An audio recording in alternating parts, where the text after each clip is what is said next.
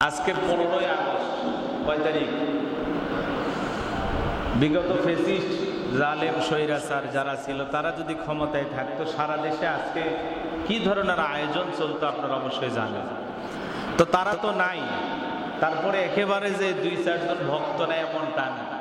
আজকে একজন হুজুর তার স্ত্রীকে নিয়ে চলে গেছে সে ধানমন্ডি 32, যায় বলতেছে আমি বঙ্গবন্ধুর কবর জিয়ারত করার জন্য আসছি। তিনি এই দেশের জন্য অনেক করেছেন, সপরিবারে নির্মমভাবে তাকে হত্যা করা হয়েছে। তার প্রতি আবেগ ভালোবাসা দেখাই দিকে এক পর্যায়ে তিনি বললেন আমি তার জন্য 2 খতম কোরআন শরীফ তেলাওয়াত করেছি, কোরআনুল কারীমকে 2 বার খতম করেছি। পাশেই তার স্ত্রী দাঁড়িয়ে বলছে হ্যাঁ কোরআন শরীফ পড়তে পারেন, আবার 2 খতম কোরআন পড়েছে। কবে পড়লেন? তো স্বামী স্ত্রীর মধ্যে দ্বন্দ্ব। সাংবাদিক ভাইয়েরা তো বোঝেননি, কোনো একটা বিষয় পাইলে চতুর্দিকে তাকে ঘেরাও করছে। আপনি বঙ্গবন্ধুর কবরে 32 নম্বরে কেন আসলেন? বলে আমি বঙ্গবন্ধুর কবর জিয়ারত করার জন্য আসছি। তার স্ত্রী বলতেছে এর মাথায় সমস্যা, সারা বছরে কোরআন পড়ে না, 2 বার কোরআন খতম করছে। স্ত্রী বলতেছে, স্বামী যখন বলতেছে আমি বঙ্গবন্ধুর জন্য 2 খতম কোরআন করেছি, পাশেই তার স্ত্রী ছিল বলতেছে সারা বছর কোরআন পড়ে না, এ আবার 2 খতম কোরআন শরীফ করেছে। আর সাংবাদিক ভাইদেরকে বলতেছে আর মাথায় সমস্যা। দল করলে করতে পারে, কিন্তু এখন তো বলা যাবে না, সেই পরিবেশ নাই। স্ত্রী নিষেধ করতেছে, কিন্তু স্বামীর আবেগ সে থামাইতে পারতেছে না। মিডিয়ার সামনে বলতেছে যা হয় হোক আমি বঙ্গবন্ধুকে ভালোবাসি। তাহলে চিন্তা করেন, বঙ্গবন্ধুরও ভালোবাসার মানুষ এখনো আছে না? থাকবে, কিছু এরকম মানুষ থাকবে। কেউ বঙ্গবন্ধুর 32 নম্বরে ফুল নিয়ে গেছেন, এক নারী একটু ফুল দিয়ে আসলেন। কেউ স্বামী স্ত্রী সহ আসছেন 32 নম্বরে একটু বঙ্গবন্ধুর কবর জিয়ারত করার জন্য। কারণ এই 15ই আগস্টে সপরিবারে তাদেরকে বিদায় করে দিয়েছে। এই আবেগটা বাঙালিদের ভিতরে আছে, কারণ বঙ্গবন্ধু তাকে শ্রেষ্ঠ বাঙালি বলা হয়। অনেক ধরনের আলোচনা আমরা বিগত কয়েক বছরে শুনতে শুনতে আমাদের মুখস্থ হয়ে গেছে। আপনারা জানেন বাংলাদেশের সে আবার পোস্ট করেছে তার ফেসবুক আইডিতে, শ্রদ্ধা জানিয়েছেন জাতির জনক বঙ্গবন্ধু শেখ মুজিবুর রহমানের 50তম মৃত্যুবার্ষিকী। এ উপলক্ষে তিনি পোস্ট করেছেন। অনেকে বলতেছেন যে সাকিব আল হাসানকে খেলা দেওয়ার একটা সুযোগ ছিল যে বাংলাদেশে খেলবে, কিন্তু যেভাবে দালালি এখনো করতেছে কিভাবে খেলবে, এইটা নিয়ে অনেকে আলোচনা করতেছেন। আমি যে বিষয়টা বলতে চাচ্ছিলাম যে দেখেন বাংলাদেশ এমন একটি দেশ, যেই দেশে যারাই যখন ক্ষমতায় আসে তাদের গুণগান গাওয়া ছাড়া তাদের আর কোনো কাজ থাকে না। এই অতি আবেগ তাদেরকে ধ্বংস করে দিয়েছে। বঙ্গবন্ধু সহ আওয়ামী লীগের এই হাল, এই পরিস্থিতি হওয়ার পিছনে একটাই কারণ, তাদের আবেগ বেশি ছিল।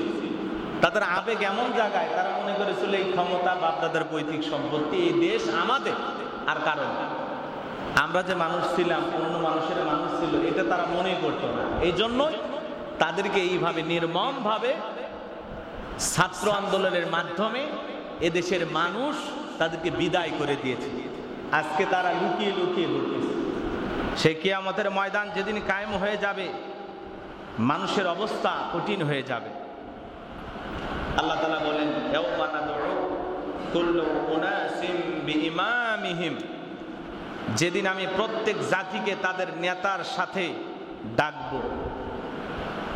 তাদের নেতা কারা ছিল, তাদের সঙ্গে আপনি কোন দলের চামচামি করেছেন, কোন নেতার পক্ষে স্লোগান দিয়েছেন, কার গুণগান গেয়েছেন, আল্লাহর গোলামি বাদ দিয়া, কোরআন সুন্নাহ বাদ দিয়া নেতার পক্ষে স্লোগান দিয়েছেন। নেতা, যেই নেতার সাথে আপনি দল করেছেন, রাজনীতি করেছেন, যেই নেতার পিছনে সারাটা জীবন অতিবাহিত করেছেন, ওই নেতা সহ কিয়ামতের ময়দানে আল্লাহ আপনাকে ডাকবে।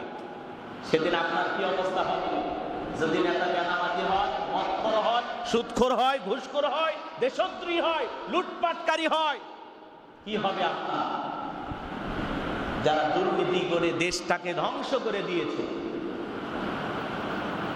দেখলেন না সিলেটের ভোলাগঞ্জে সাদা পাথর চুরি করে নিয়ে গেল, শত শত কোটি টাকার পাথর তারা বিক্রি করেছে। প্রশাসন যখন সোশ্যাল মিডিয়াতে এই নিউজ ভাইরাল হয়ে গেল, তখন তারা বাধ্য হয়ে কিছু পাথর নিয়ে এসে আবার নতুন করে দিয়ে বলতেছে যে আমরা পাথর ধোয়ার জন্য নিয়ে গেছিলাম, পাথর ধোয়ায়া শুকাইয়া আবার ফিরাইয়া দিয়ে গেলাম। দেখেন এই দেশে চালাকি কত প্রকারের চলতেছে।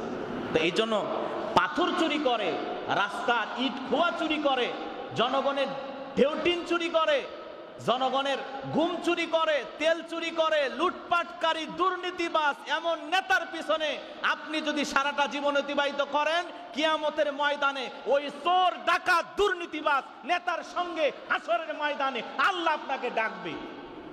সেদিন যদি আল্লাহ দাঁড় করায় দেয়, কি হবে আপনার আমার? কি জবাব দেবেন মালিকের কাছে?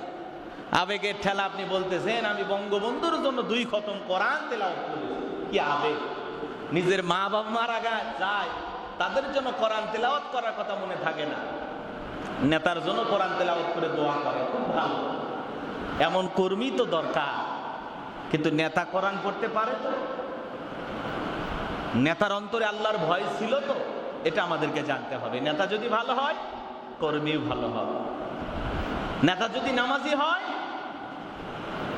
তাহলে কর্মীও নামাজি হবে। এরকম সামনে যারা যেই দলেরই গোলামি করেন, যেই দলেরই পিছনে স্লোগান দেন, দেখেন আপনার নেতা নামাজি কিনা, আল্লাহওয়ালা কিনা, তার অন্তরে আল্লাহর ভয় আছে কিনা।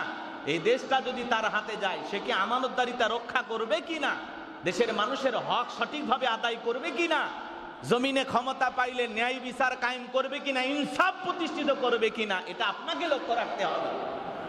সেটা আওয়ামী লীগ ইনসাফ প্রতিষ্ঠিত করতে পারে, বিএনপি করতে পারে, জামাত করতে পারে, যেই দলই করুক, যারা এই কোরআন সুন্নাহর পক্ষে আছে, যারা এদেশের শান্তি প্রতিষ্ঠিত করবে, এদেশের ইনসাফ কায়েম করবে, আল্লাহ দ্বীন প্রতিষ্ঠিত করবে, আমরা তাদের সাথে আসি। সেটা যেই দলে হোক, যেই ব্যানারে হোক। কথা বলে ঠিক?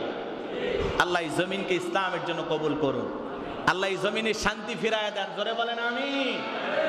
তো সম্মানিত হাজরিন, আমি যে কথা গত জমায় আলোচনা করছিলাম যে আল্লাহ তাআলার কাছে সব বিষয়ের সংবাদ আছে, কিন্তু আমাদের কাছে নাই।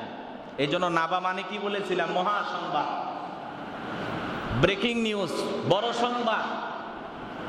তো আমরা 9টি আয়াতে কারিমা থেকে আলোচনা করেছি যে আল্লাহ তাআলা বলেন ওয়াজআলনা নাওমাকুম সুবাতা, আমি রাত্রিকে তোমাদের জন্য বিশ্রামের জন্য তৈরি করেছি। সুবহানাল্লাহ।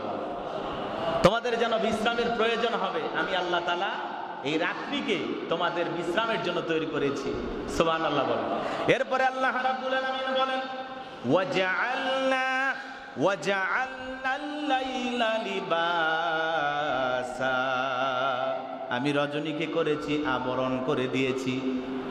আমি আল্লাহ রাব্বুল আলামিন এমন ভাবে আবরণ তৈরি করে দিয়েছি যাতে বান্দা তুমি শান্তিতে ঘুমাইতে পারো, খুব আরামে ঘুমাইতে পারো।